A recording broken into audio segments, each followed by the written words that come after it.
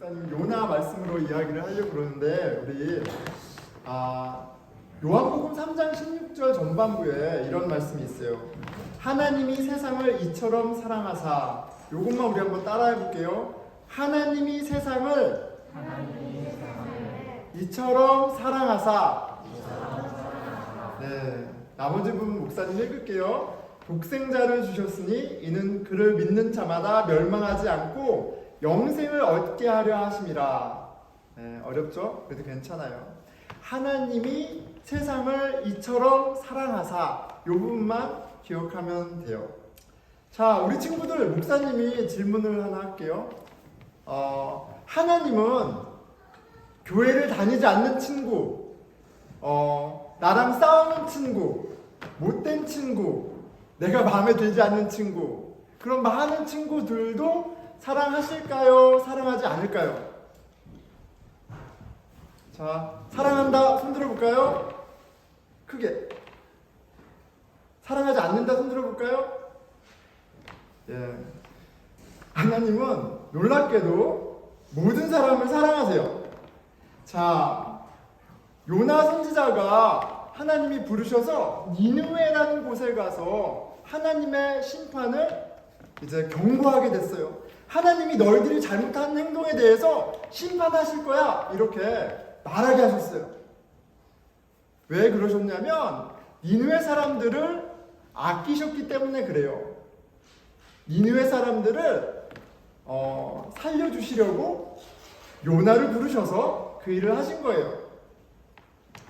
자, 니느웨 성에서 요나가 하나님이 심판하실 거예요 이렇게 선포했을 때 니느웨 사람들이 놀랍게도 다 반성하고 아파하고 그리고 잘못된 행동을 바로잡고 막 그렇게 회개를 했어요. 자, 그런데 요나가 심통이 났어요. 말씀해 보니까 요나가 심통이 났다라고 되어 있어요. 왜냐면 요나는 니느웨 사람들을 너무너무 싫어했어요. 니느웨 사람들이 같은 유대인들을 괴롭혔기 때문에 요나는 하나님이 못된 니느웨 사람들을 심판하길 원했어요. 그런데 그들이 회개하자 하나님이 심판하시지 않는 거예요. 자, 그래서 요나가 어땠다고요? 심통이 났어요. 요나는 니느웨 성이 이렇게 보이는 언덕에서 하나님이 어떻게 심판하느냐 이렇게 보려고 했는데 심판하지 않으셔서 뿔이 났어요. 그때 하나님이 굉장히 재미있는 일을 하세요. 햇볕이 쨍쨍쨍 내려쬐고 있었거든요. 하나님이 박농쿨을 하나 만드세요. 자, 그림 하나 보여주세요. 짠! 자, 햇볕이 쨍쨍쨍 내리칠 때 저렇게 나무 아래 있으면 어때요, 친구들? 시원하죠? 하나님이 시원하게 해주셨어요. 자, 그 다음에 하나님이 또 짠! 벌레를 보내셔서 박농쿨을 망가뜨렸어요. 갑자기 시원하다가 다시 더워졌어요. 그래서 요나가 어떻게 해요? 막 화를 내요. 그때 하나님이 요나야, 너는 그 박농쿨 하나 때문에도 그렇게 짜증내는데 그것을 그렇게 아끼는데 내가 니느웨에 있는 그 많은 사람을 아끼는 것이 당연하지 않겠니? 이렇게 얘기했어요. 그래서 요나를 통해서 하나님이 모든 사람을 아끼신다는 걸 가르쳐 주세요. 자, 그런데 우리 친구들, 하나님이 세상을 이처럼 사랑하사 예수님을 보내주셨어요. 그 예수님을 알고 예수님을 더 알아갈 때, 하나님이 나만 사랑하는 게 아니라 내 친구도 사랑하고, 나랑 생각이 다른 친구도 사랑하고, 나랑 싸운 친구도 사랑하고, 교회 안 다니는 친구도 사랑하고, 다 사랑하시는구나를 알게 돼요. 하나님이 세상을 사랑하시는구나 라는 것을 알아갈 때 우리가 서로 사랑하게 돼요. 너무 어렵죠? 그래서 세 가지를 통해서 우리가 그 하나님을 아는 거예요. 첫째, 둘째, 네, 아침 안 먹고 왔어요, 친구들? 우리 다시 한번 할 거예요. 오늘 예배 내내 할 수도 있으니까 큰 소리로 하면 좋겠어요. 첫째, 둘째, 셋째, 하나님의 크신 사랑을 알아가면서 그 사랑 안에서 서로 사랑하는 우리 친구 되기 원해요. 기도하겠습니다. 예, 하나님이 세상을 얼마나 사랑하시는지 요나를 통해 또 예수님을 통해 알아가게 해주세요. 주님의 마음으로 주님의 사랑을 품고 사랑을 누리고 나누는 그런 복된 삶을 배우게 해주세요. 우리 친구들 위해서 기도하겠습니다. 네, 하나님의 그 넓은 마음을, 깊은 마음을, 그 높은 사랑을 배우게 해주세요. 그 사랑 안에 살게 하시고 그 사랑으로 넉넉하게 나누는 아름다운 삶을 배우게 해주세요.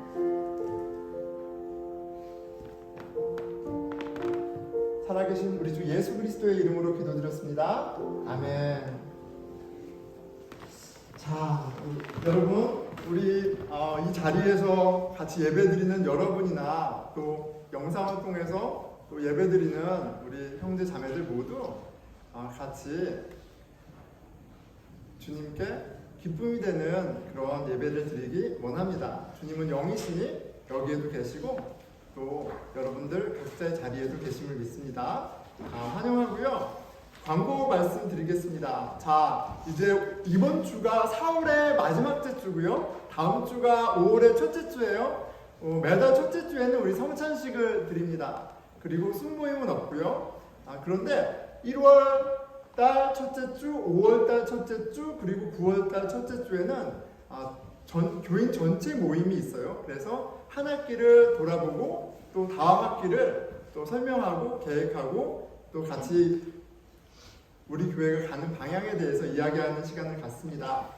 자, 4월의 마지막 날인 4월 30일 날 아침 7시에 저쪽 체스넛 힐 레저버에서 우리 달리기 모임이 있습니다. 뛰기 원하시는 분, 날씨 너무 좋으니까 같이 아침에 뛰고요. 그리고 아침 9시에 새가족 과정이 이 자리에서 있습니다. 새가족 과정을 통해서 교회를 알아가기 원하시는 분 오시면 되고요. 그리고 오늘 예배 후에도 친교가 아래 있고 그리고 이 자리에서 교회를 방문하신 분들은 저와 함께 모임을 갖도록 하겠습니다. 자, 우리 함께 고백하겠습니다. 빈손으로 왔다 빈손으로 가는 나그네 인생, 이 왕같은 제사장 선지자 인생.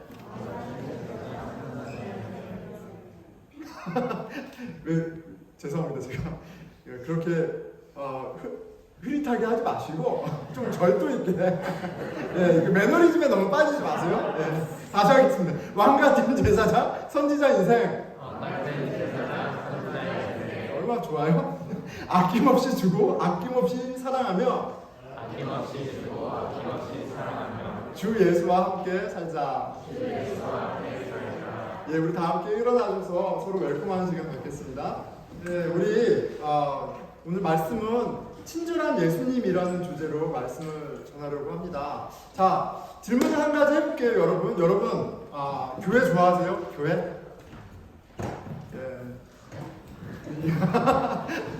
오케이. 자, 우리 한번 생각해 볼게요. 내가 좋아하는 장소 1, 2, 3, 4, 5 생각하는데 그 안에 교회가 들어가나요? 아니면 잘 모르겠나요? 저희 아이들은 이제 교회를 되게 좋아합니다. 교회를 굉장히 좋아해요. 교회를 좋아하고 이제 교회에 오는 것도 되게 신나합니다. 왜 그렇게 교회가 좋을까? 기도와 예배가 체질에 맞나? 또 그건 아닌 것 같아요. 저희 아이 보니까 호주머니에 딱 손 넣고 이러고 있는 거 보면 예배를 막 좋아하는 것 같진 않아요. 하나님의 말씀이 꿀보다 달다고 했는데 말씀을 들으면 그렇게 좋은가? 그것도 실은 아닌 것 같아요. 근데 이모 삼촌들 중에 이렇게 몰래 사탕도 주고 이렇게 하는 분들이 계신 것 같아요. 그래서 좋아하는 게 아닐까? 제가 일주일 이렇게 한국을 갔다 왔잖아요. 그런데 지난주 금요일에 제가 한국에 있었는데 동영상 하나를 이제 한 분이 보내주셨어요. 그런데 저희 4살 한술이랑 2살 한결이 아들 둘이 예배당을 막 신나게 뛰어다니고 있더라고요. 금요 예배 전에. 그래서 막 삼촌이 막 잡아주고 놀이하는데 애들이 신나게 깔깔대면서 뛰고 있는 거예요. 자, 거기에 이제 아이들이 교회를 좋아하는 이유가 있는 거죠. 교회를 좋아하는 이유, 너무나 잘 놀아주는, 너무나 친절한 우리 이모 삼촌들이 있어서 있는 것 같아요. 자, 여러분들은 교회가 좋다면 그 이유가 무엇인가요? 한번 생각해 보면 좋겠어요. 자, 오늘은 말씀드린 대로 친절한 예수님이라는 주제입니다. 자, 예수님은요, 여러분 정말 친절하세요. 그런 거 느끼셨어요? 복음서를 쭉 읽으면서 예수님 너무너무 친절하시다, 젠틀하시다. 자, 예수님의 십자가 사랑을 가리켜서 아가페 사랑이라고 합니다. 그리고 고린도전서 13장 사랑장은 그 아가페 사랑이 무엇인지 이렇게 쭉 설명하는 장이죠. 자, 13장 4절에 이렇게 시작을 합니다. 사랑은 오래 참고, patient, 그렇죠? 그리고 사랑은 온유하며, love is kind, 이렇게 돼 있어요. 그래서 온유로 번역됐지만 의미는 kindness, 친절이라는 단어입니다. 예수님의 어떠하심을 우리가 좀 묵상하면서 이 친절함, kindness에 좀 포커스해서 예수님이 어떤 분이신지 좀 살펴보려고 해요. 자, 지난주의 말씀의 주제 기억하세요? 신앙은 관계입니다 라는 주제로 말씀을 전했죠. 신앙은 관계입니다. 자, 그렇기 때문에 신앙의 성숙은 얼마나 일을 열심히 하느냐, 얼마나 일을 잘 하느냐가 아니라 관계의 퀄리티를 정하는 캐릭터에 있어요. 신앙의 성숙은 어떠함은 그 사람의 어떠함에 나타납니다. 우리가 신앙생활을 시작할 때 큰 변화를 경험하죠. 예수 그리스도를 통해서 하나님의 자녀가 되는 큰 변화를 경험하고요. 그리고 이제 예수 그리스도 안에서 하나님 아버지 아래 한 가족됨을, 새로운 관계를 경험해요. 그러면서 성령의 도우심으로 우리가 이제 하나님 자녀라는 캐릭터를, 자녀다움을, 예수님의 모습을 닮아가는 여정을 걷습니다. 이 거룩한 여정, 그렇게 열매 맺는 성품, 그 핵심은 아가페 사랑이고요. 조건 없는 사랑이죠. 항상 조건이 많은 우리에게, 여러분, 아가페 사랑은 너무나 많이 들어봤지만 좀 멀고 어렵잖아요. 그렇죠? 그런 십자가 사랑, 너무나 막연하기도 하고 너무나 어렵게 느껴지고 너무나 당연합니다. 그런데 사실 생각보다 이 아가페 사랑은 굉장히 가까이에 있어요. 이거 어렵지 않습니다. 쉽게 발견하게 돼요. 왜냐하면 이 아가페는 굉장히 눈에 잘 띄는 친절이라는 옷을 입고 있어요. 너무나 눈에 잘 띄어서 이 사랑을 제대로 알아보지 못하는지도 모르겠어요. 아가페는 오늘 기억하세요.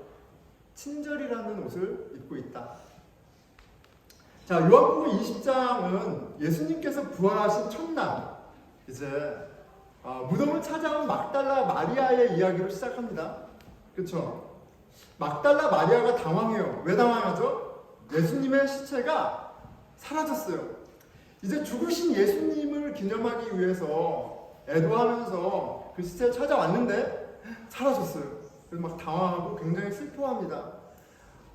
천사들을 보고 무덤지기인지 알고 누가 우리 예수님 선생님의 시체를 가져갔는지 좀 알려주세요, 이렇게 간청하는 모습도 있죠. 슬픔에 잠겨있는 막달라 마리아. 그런데 예수님이 나타나셔서 부활하신 것을 경험하게 하세요. 자, 그런데 저는 무엇보다도 예수님 너무 친절하세요.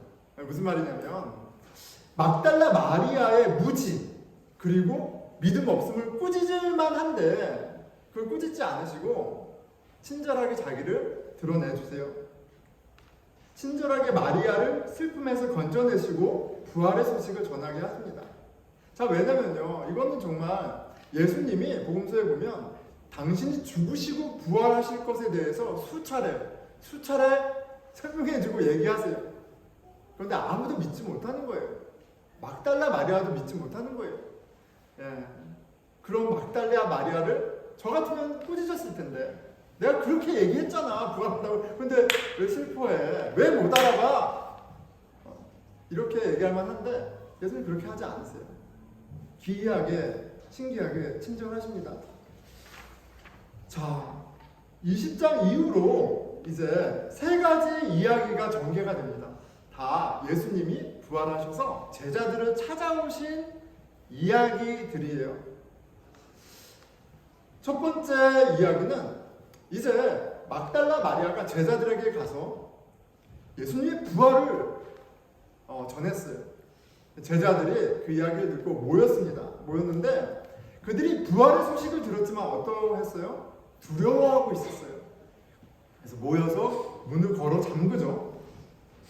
그들에게 부활의 소식에 대한 기쁨보다는 현실의 두려움이 훨씬 더 컸습니다. 그런데 이것은 어떠한 감정이 다른 감정보다 컸다는 의미보다도 막달라 마리아의 어떤 증언이 그들에게 충분히 컨빈싱하지 않았어요. 그게 실제적으로 다가왔다면 그들이 두려워하지 않았겠죠. 근데 두려워서 문을 걸어 잠그고 있어요. 그런데 예수님이 그들에게 나타나셔서 말씀하세요. 평강이 너희에게 있을지어다.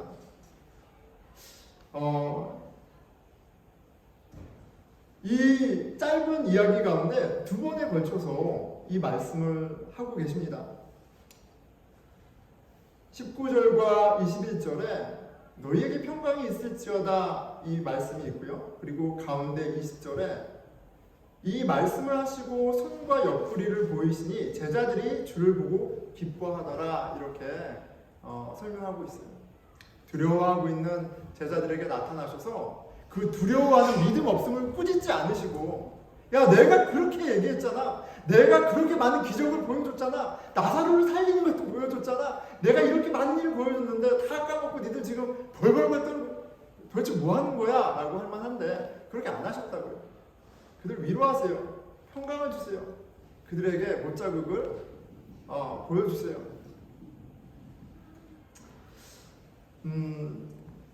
예수님은 그들의 믿음 없음을 나무라시지 아니하시고 그들의 믿음을 강하게 하십니다.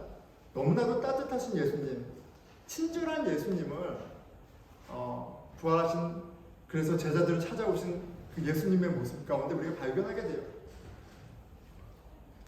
여러분, 교회가 무엇일까요? 교회는 죄인들의 모임입니다. 믿음이 약한 사람들이 예수님의 사랑을 먹고 믿음이 싹트고 자라나는 공동체예요.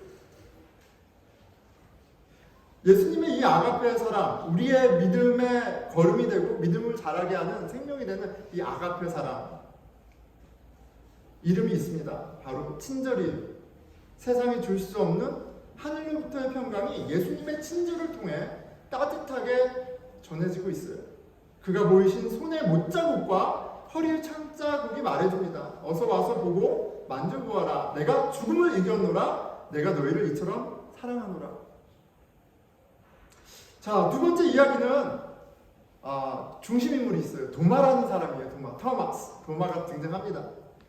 일찍이 예수님께서 죽은 나사로를 깨우러 가신다 말씀하실 때 내가 나사로가 죽었지만 내가 가서 그를 살리리라 얘기하셨을 때 도마가 등장합니다. 그래서 도마가 뭐라 그래요? 11장 16절에 이렇게 얘기해요. 디드모라고도 하는 도마가 다른 제자들에게 말하되 우리도 주와 함께 죽으러 가자 하니라. 여러분, 이 되게 동문서다. 완전히 다른 데를 바라보고 있는 많은 장면 중에 하나인데요. 예수님은 이제 나사로를 살리러 가시는 그 당신의 뜻을 얘기해 주셨는데 도마는 그 뜻이 보이지 않아요. 왜 안 보여요? 그가 보는 현실은 유대인들이 살기 등등해서 예수님을 잡아 죽이려는 그런 현실이 눈앞에 보이고요. 나사로를 찾아 마을에 가면 당장에 잡혀서 곤욕을 치를 그 현실이 보여요. 예수님이 죽은 자를 살리신다고 분명히 말씀하셨음에도 도마는 자 이제 예수님하고 같이 죽으러 가자 이렇게 얘기합니다.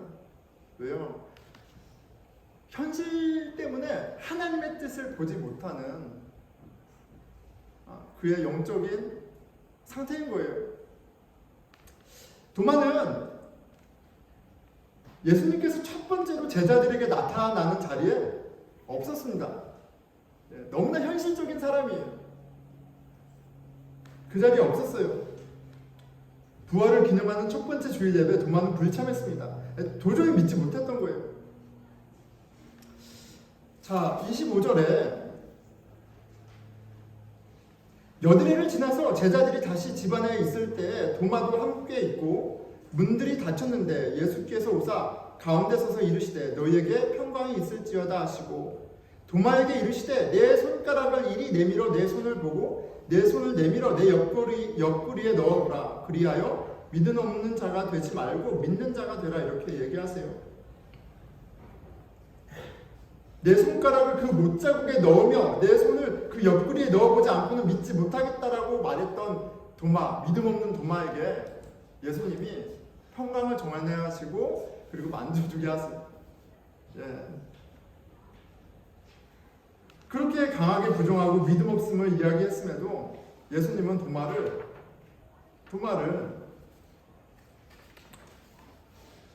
이놈아 봐라가 아니죠. 평강이 있을지어다.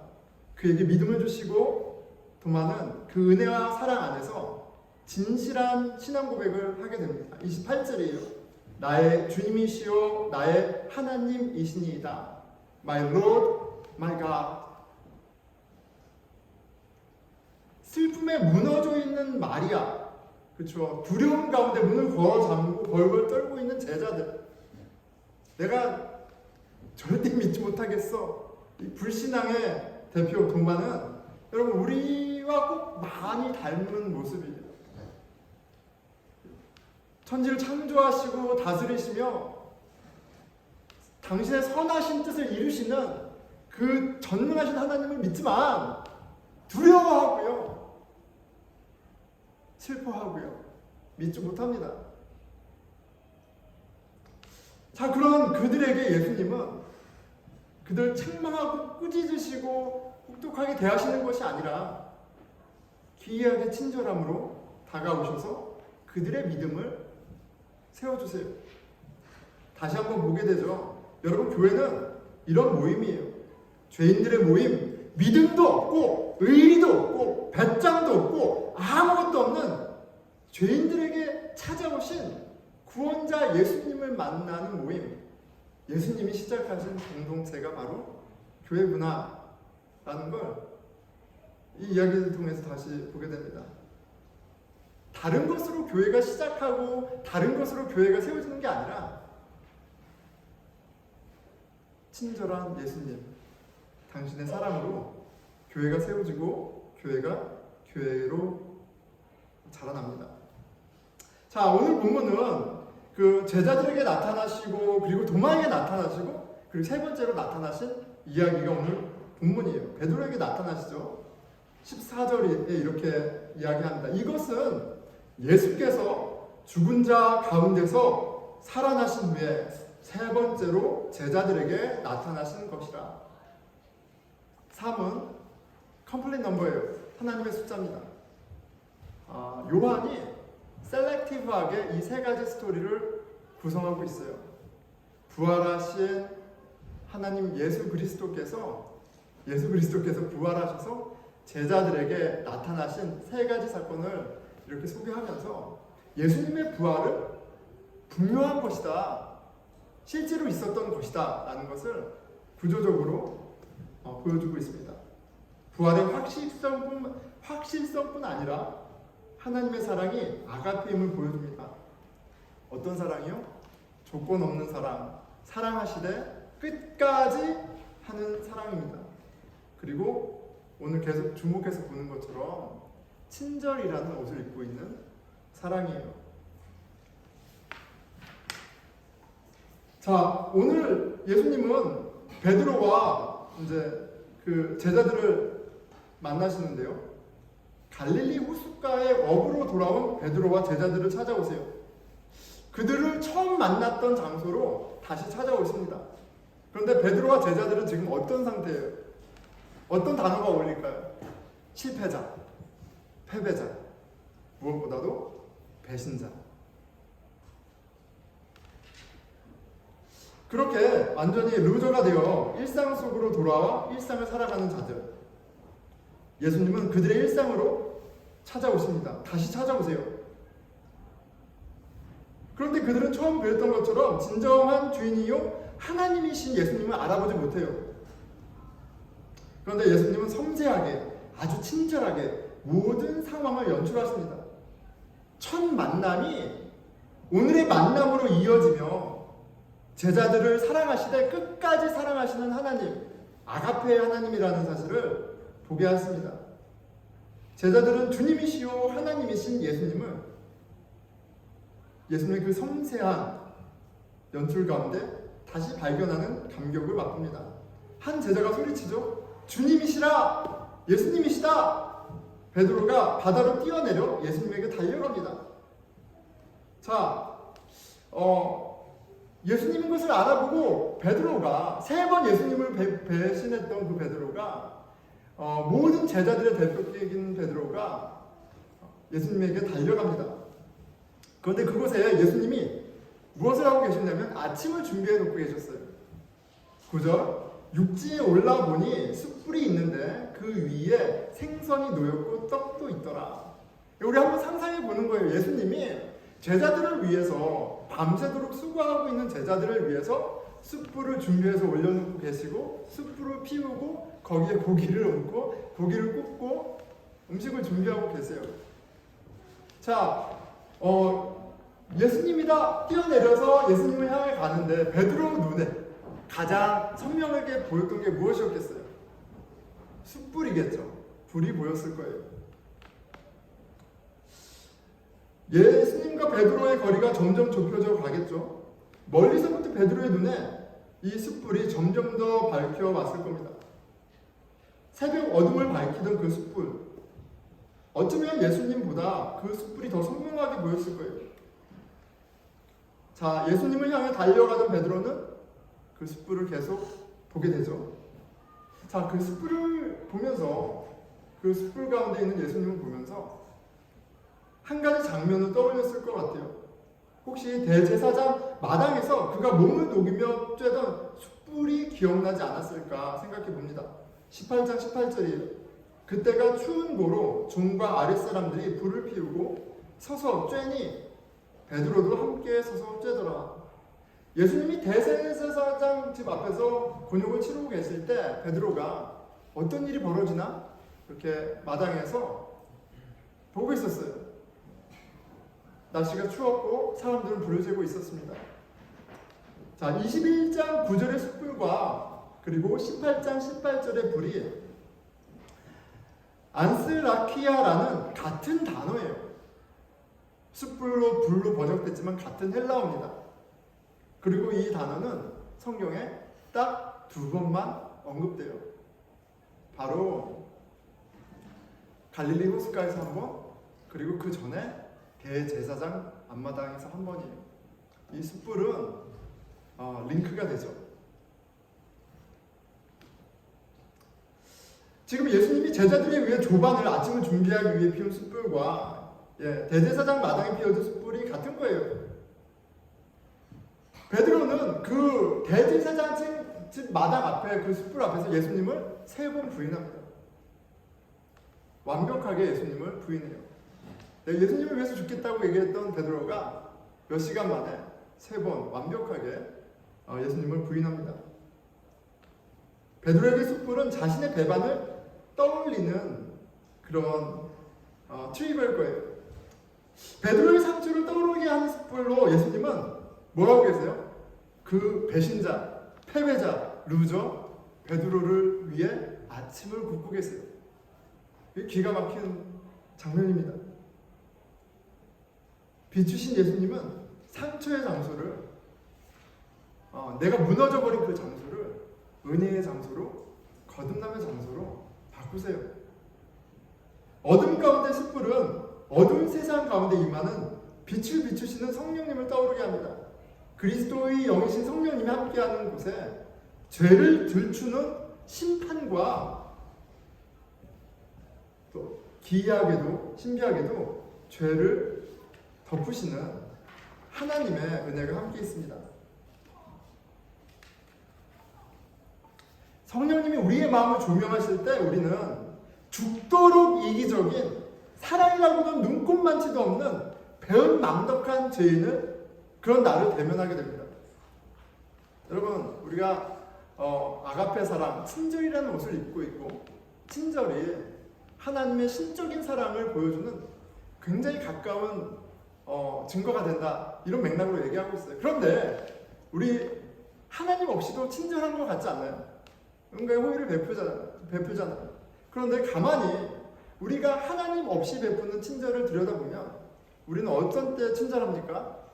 내가 무언가 얻을 게 있을 때 친절하죠. 구체적으로 얻을 게 없는 상황이어도 우리는 친절합니다. 무엇을 위해서요? 목적이 있습니다. 자기를 높이는 재료로 삼는 그런 재료로 친절을 우리는 사용합니다. 내가 그래도 이 사람보다는 더 나아 라는 자기 위안, 내가 이 정도는 괜찮은 사람이야 라는 교만의 재료로 우리는 종종 친절합니다. 그런데 성령은 그런 더러움을 낱낱이 고발하세요. 우리의 본심을 보게 합니다. 그런데 무엇보다도 성령님은 우리의 마음을 비추사 죄인을 찾아오신, 그래서 조반을 차리시는 너무나 친절한 예수님을 같이 보게 해요. 오늘 갈릴리 호숫가에 예수 그리스도의 교회가 있습니다. 죄인들을 찾아오시고 그들을 위해 숯불을 놓고 밥을 차려주시는 예수님. 당신 주위로 제자들이 들러앉습니다. 그들을 섬기시고 먹이시는 너무나 친절한 예수님을 주목하게 됩니다. 오감으로 예수님의 사랑을 체험합니다. 교회는 살아계신 예수님을 인격적으로 경험하는 모임이어야 해요. 우리의 노력과 열심의 차원이 아니라 너무나 친절한 예수님이 우리 가운데 있기 때문에 그래요. 그 친절한 예수님의 사랑으로 우리가 사랑을 배우고 사랑을 나누는, 그런데 그것이 너무나 고상하고 막연한 어떤 것이 아니라 우리가 받은 친절로 말미암아 서로에게 아낌없이 주고 나는 친절로 드러나는 그런 사랑 말입니다. 예수님이 교회를 세우셨어요. 예수님께서 그들이 자리에서 식사를 차려 먹이십니다. 밤새 수고하고도 아무런 수확이 없는 인생들, 지쳐있고 낭망해 있는 제자들을 먹이시고 쉬게 하시고자 직접 밥을 차리십니다.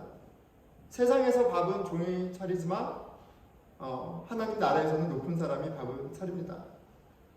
그리고 오늘 하나님의 나라가 바로 이곳 갈릴리 호숫가에 임하였습니다.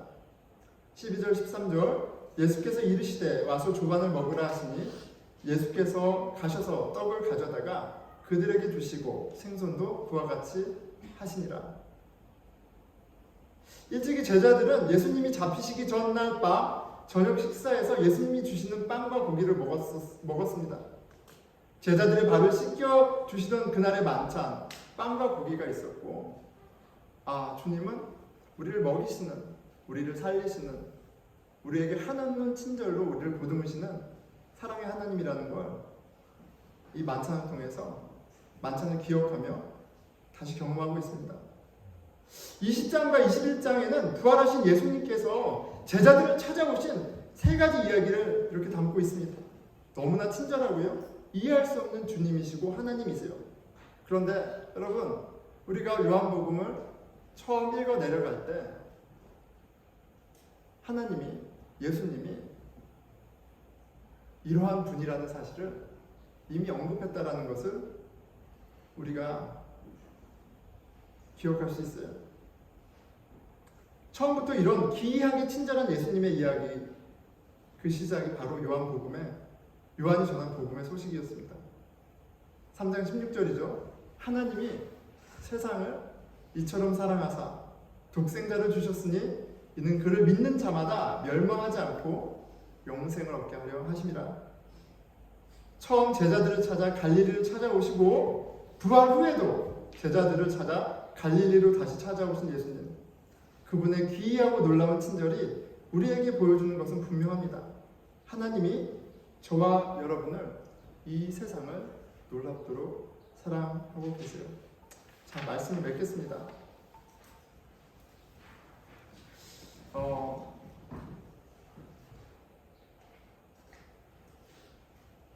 교회란 무엇인가? 여러분, 죄인들의 모임이죠. 죄인들이 자신을 먼저 찾아온 기이한 왕, 친절한 하나님 예수님을 만나는 공동체입니다. 예수님께서는 지쳐있는 우리 가까이에 이미 오셔서 숯불을 만들어 놓으시고 물고기와 떡을 준비하고 계십니다. 우리 일상 속에서 우리가 드리는 주일 예배를 통해서 우리와 함께 하시는 친절한 예수님을 만나는 거예요. 그분의 사랑이 우리의 죄악을 드러나게 하시고 그렇게 우리를 정죄하시고 심판 가운데 두시는 것으로 머무는 것이 아니라 그분의 친절한 사랑으로 먹고 죄악을 이길 힘까지 더해주세요. 우리는 교회에서 친절한 예수님을 만납니다. 예배와 기도, 말씀과 사귐을 통해 그 예수님을 만나는 거예요. 자랑하지 아니하며 주장하지 아니하며 자기 손바닥의 못자국과 허리의 창자국을 영광으로 알고 주님을 섬기듯 다른 영혼들을 친절하게 섬기는 형제 자매를 보며 우리는 예수님을 보고 만지고 맛봅니다. 교회는 죄인들의 모임이에요. 하지만 또한 친절한 예수님을 통해 죄인인 우리가 친절한 작은 예수로 변화되는 하나님의 나라인 거예요. 그리고 이것이 실체가 될 때 여러분, 우리는 그 어디보다도 교회를 사랑하게 될 것이고 그 어디보다도 교회로 모이기를 기뻐할 겁니다. 자, 여러분, 목사인데도요 두려움이 참 많아요. 목사인데도요 슬픔이 참 많습니다. 목사인데 믿음이 없어요.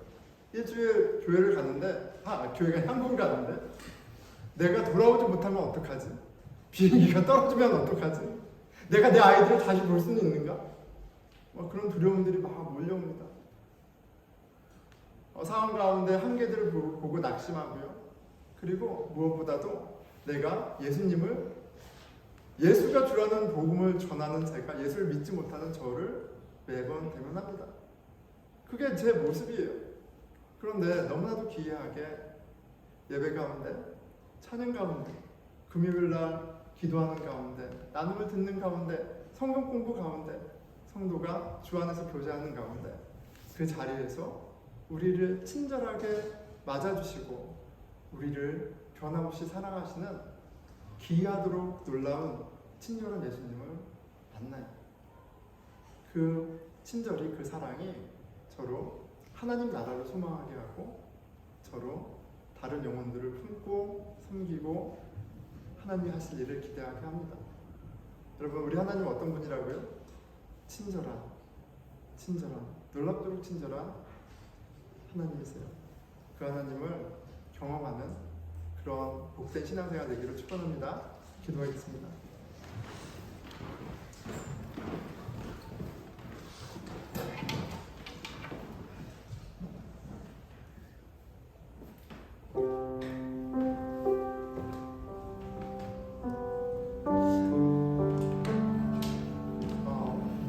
예수님이 하나님이라는 사실을 이렇게 놀랍도록 보여주고 있는 이 요한복음이, 이 신비한 복음서가 너무나 인간적이고 너무나 친절한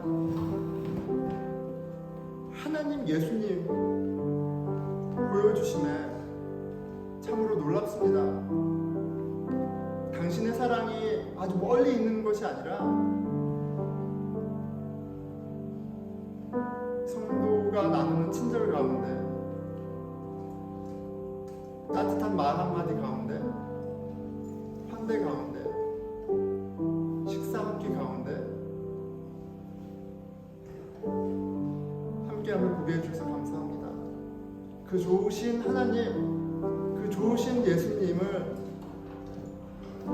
보게 해주십시오. 우리 같이 기도하겠습니다. 이 하나님 아버지, 참으로 놀라운 구원자, 이해할 수 없는 하나님, 기이하고 신비한 우리에게 없는 친절을 보이신 주님을 주목해서 보기 원합니다. 주님의 그 사랑이 우리에게 생명이 되고 우리에게 소망이 되고 우리에게 믿음이 됨을